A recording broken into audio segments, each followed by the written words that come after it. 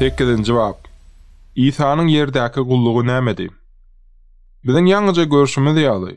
İsa Mesih bu ýere Hudaýa adamlara aýan etmek üçin geldi we adamlary Hudaýa ýakynlaşdyrmak we ýerde Hudaýyň padşahlygyny berkarar etmek üçin geldi.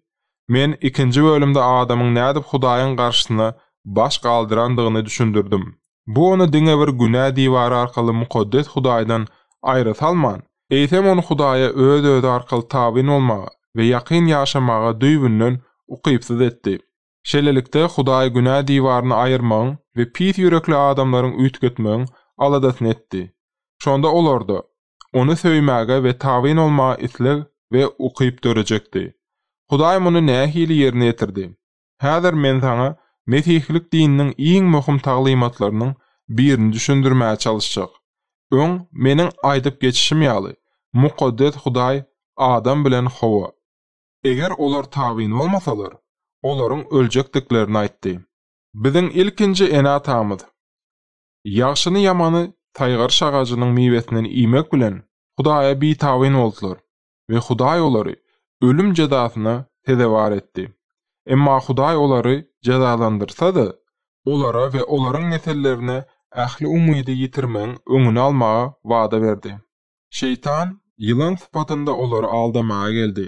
Şonuň üçin Hudaý olary, ýagny olaryň neselleriniň birini Hudaýyň atlandyryşy ýaly aýalyň tohmuny geljekde ýylanyň kellesini oratjakdygyny, ýylanyň bolsa onuň dawanynyň çakjakdygyny yglan etdi.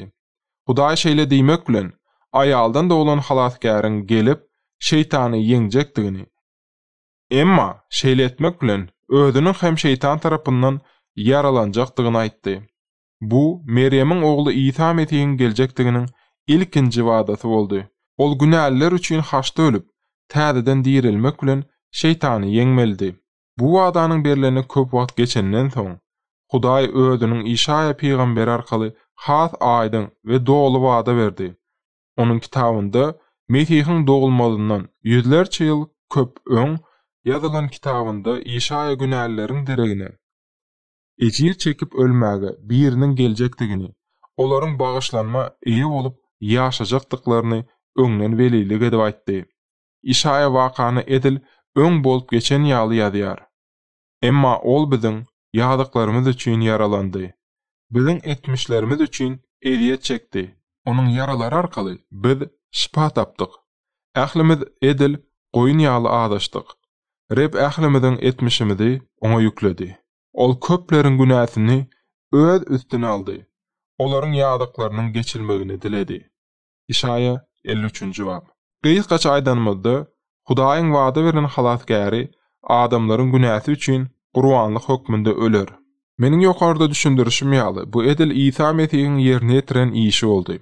Yahya çokundurucu İsa dünýäni günäden saplayan Hudaýyň guzusydygyny aýtdy. Soňra ol gurbanlyk bolmak üçin özüni meýletin berdi. Ol adamlara Hudaýyň söýgüsini aýan etdi. Şeýle hem günälileri halas etmek üçin öz janyny bermek arkaly özüniň keramatly söýgüsini görkezdi. Resul Paulusyň aýdyşy ýaly, emma İsa Mesih heniz günäkärkäk biziň üçin öldü. Rimliler 5-nji bab 8-nji aýat. İsa şeýle diýdi: Hudaý dünýäni ören söýendigi sebäpli özüniň ýeketäk ogluny berdi. Ol muny ogluny iman edenleriň hiç biri helak bolman, baky ýaşaýşa goşmak üçin etdi. Yohanna 3-nji bab 16-njy aýat. Hudaý adalatlydyg üçin ol günälileri, olaryň günäsiniň töleginiň jerimeti tölenýänçe bagyşlamady. Tutuş adamlaryň günäleri üçin we hatda özüniň günäleri üçin gurbanlyk bolmagy hiç bir adam, hatda beýik peýgamberem ýeterli gowy däldir. Hiç bir adam ýeterlik beýik däldir. Şonuň üçin Hudaý beýik merhameti we söýgüsü bilen Mesih arkaly biziň günälerimizi öz üstüne almak üçin geldi. Özü bilen bir bolan öz oglunyň ölümi arkaly Hudaý özüne iman edenleriň ählisiniň günäleriniň jerimesini töledi. Hudaýyň oglunyň şeýle beýikdigi üçin onuň ýeketäk gurbanlygy dünýäniň günälerini ýuwmaga ýeterlik boldy. Şeýlelik bilen günä üçin başga gurbanlyk bermek gerek däl boldy. İsa Mesih özüniň haçdaky meýletin ölümi arkaly adam bilen Hudaýyň arasyndaky bu päsgelçiligi aýyrdy we mukaddes Hudaýa golay gelip bilmekleri üçin olaryň günäleriniň bagyşlanmagyna mümkinçilik töretdi. İsa eslendik başga adamy garandy, şu wagta çelli. Hudaý barada diňe bir iň köp gurrun beren däldi. Eýsem, ol özüniň mukaddes durmuşy we söýgüsi bilen biz günäler üçin ölmek arkaly Hudaýyň çuň paýhasyny we pak ýüregini bize açyp görkezdi. Eýranda bir mukaddes adam bir gezek maňa şeýle diýdi. Men Mesihi bolmadymdan öň Hudaýy tanaýandyryny öýtdim. Emma tanamaýan ekenim. Men Hudaýy hakykatdan diňe İsa Mesihde görenimden soň tanadym. Hudaýy agtarýan eslendik adam onu diňe Mesih arkaly tapyp biler. İsa Mesih baradaky bu garaýyşdan başga tema geçmeden öň men onuň atlarynyň we wedipeleriniň käbirlerini ýatlap geçmekçi. Birinji, onuň ady İsa. Bu at Ýevrey sözünden alınıp Yehowa, gutuluş diýmeýi aňladýar. İkinji, onuň baş wedipesi Mesih. Bu at Grek sözünden alınıp ýağ çalyp bellemek diýmeýi aňladýar. Ol ebedi padşah bolmak üçin Hudaý tarapyndan ýağ çalynyp bellenildi. Şoňa meňdeş at Ýevrey dilinde Mesih bolup bu at Yahudiler tarapyndan ulanyldy. Ýagny ebedi padşanyň geljektigi peýgamberler tarapyndan velilik edilip öňden aýdyldy. Üçünji, onuň Immanuel ady bolup bu Hudaý biziň bilen diýmegi aňladýar. Dördünji, ol Hudaýyň ogly. Beşinji, ol Hudaýyň sözi. Altynji, ol insan ogly. Bu ady köplenç İsa özüne salgynananda ulandy. Ol hem Hudaý hem insan. Yedinji, ol Hudaýyň gudusy. Sekizinji, ol dünýäniň halasgäri.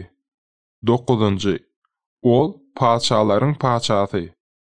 Onunji, ol Rebdir. 11-nji, ol gowy çopandyr. 12-nji, ol ýoldur. 13-nji, ol hakykatdyr. 14-nji, ol ýaşaýyşdyr. 15-nji, ol ýaşaýyş çöregidir. 16-njy, ol hakyky üzüm agajydyr. 17-nji, ol soňky adamdyr. 18-nji, ol kazydyr. 19-njy, ol baş ruhanydyr. 20-nji, ol dirilişdir. 21-nji, ol şöhratly Rebdir.